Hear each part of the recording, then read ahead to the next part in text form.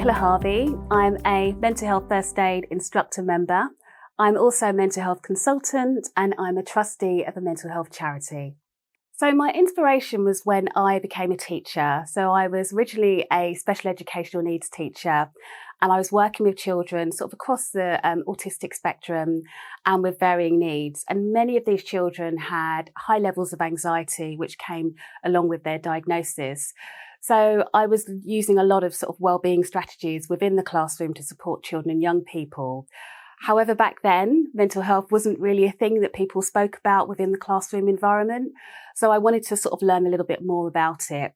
I subsequently joined a mental health support team in schools, which was one of the government's first mental health support teams, which was set up by Department for Education and Public Health England. And part of that, we all had mental health first aid training.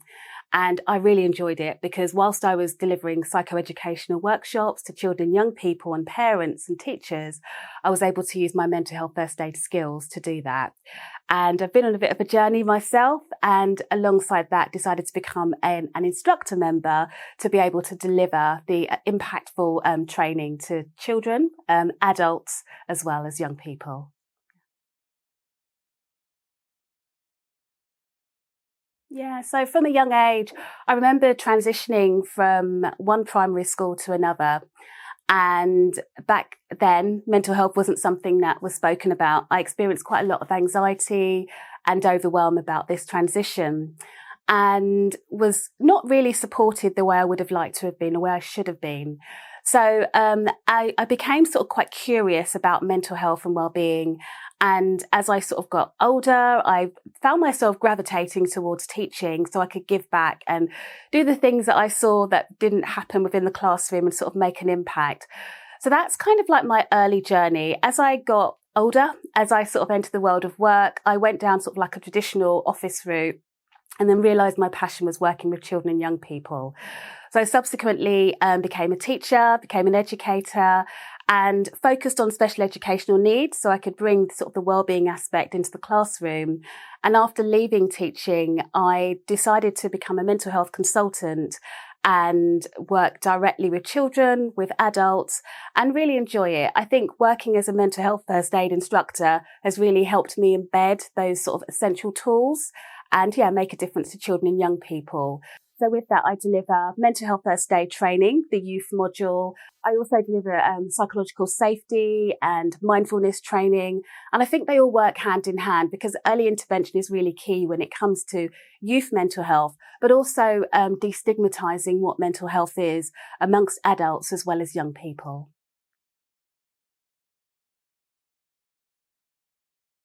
So I deliver the training to a range of adults, from educators, youth workers, to even a clinical psychologist join the training. And I've seen remarkable change in their attitudes, and particularly when it comes to normalising conversations when it comes to mental health and well-being.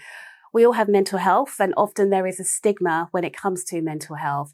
So with the adults I've worked with, the impact has been really good in terms of normalising what mental health is, what mental health is not, helping them come up with strategies to support their own mental health, but also the mental health of the children and young people that they work with.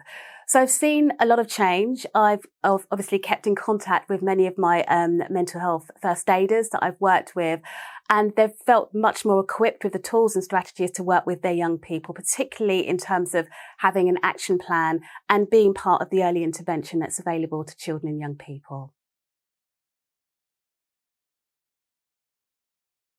So the updated Youth Mental Health First Aid course provides quite a lot of insight into what's impacting children and young people today. First of all, we have subjects like social media. We delve deeper into discrimination. We talk about what's happening in the world of youth mental health today. And I think it's really, really helpful. One thing that I think is really standing out for this one is youth voice, because it's really important to bring young people's voices into the room. So it's really obvious that it's been co-produced with young people for us to actually understand what's going on with young people. So there's much more interaction in terms of some of the content and some of the ways in which the adults learn about mental health, but it feels much more updated, more digestible, and, having open conversations about gaming, social media, anxiety, suicide. Things that are impacting young people today that we often don't talk about are really, really important. So there is a big difference, particularly in terms of some of the updated stats and some of the videos that we're using as well. So the stats indicate that 1 in 5 8 to 25-year-olds have a probable mental health condition. We know that there are a lot of things that are impacting young people that didn't exist years ago, like social media, cyberbullying. And there's also high levels of anxiety, high levels of discrimination for children with protected characteristics, lots of different things that are going on. We're also experiencing the lasting impact of COVID, because whilst we're out of COVID on the other side, a lot of children missed out on school. There's vital social skills that are sort of not really being picked up on. So there's a lot of things that are going on. We're also seeing emotionally based school avoidance, where children are not attending schools because of their mental health or other situations going on. So, and we're looking at poverty. There's lots of different things that are impacting children and young people's mental health. That's why it's really important for us to be listening, to understand, and to be using practical tools from within mental health first aid. I think it's really important to approach mental health through a diverse and equitable and inclusive lens, because everyone is different. No two people are the same. We all have different thought processes and lived experiences. So a child with a protected characteristic, particularly a child that may be black or from a global majority background, they will have different lived experiences and disparities and opportunities offered to them. This is also evident for children from LGBTQ+ backgrounds and disabilities or with neurodivergence. So really important for us to be meeting them where they're at, realising that not all children will be receiving the same opportunities, and really key for us to just be being inclusive and listening to understand. And let's face it, we may not understand. There may be a young person in front of us that has a completely different lived experience based on their culture, based on their ethnicity, based on their abilities. But it's really important that we are being inclusive. We're taking time to learn, and we're taking time to really support them in a way that's inclusive. So one of the things that I really enjoy is sitting down and really getting to know that young person on a human level and understanding that no young people are the same.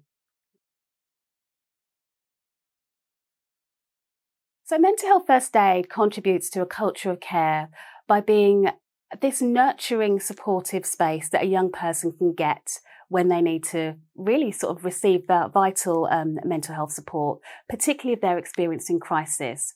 So a culture of care is all about being listened to, being seen, and feeling nurtured and safe within that environment. So I think it ties in really well. But again, it's really dependent on the training and the ethos of each individual, because within mental health first aid, the L within algae is the most important part. Listening, really listening and seeing that young person.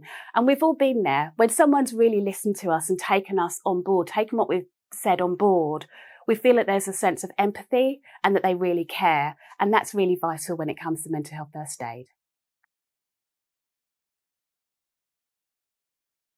So after the course, I direct participants to the Mental Health First Aid Association app.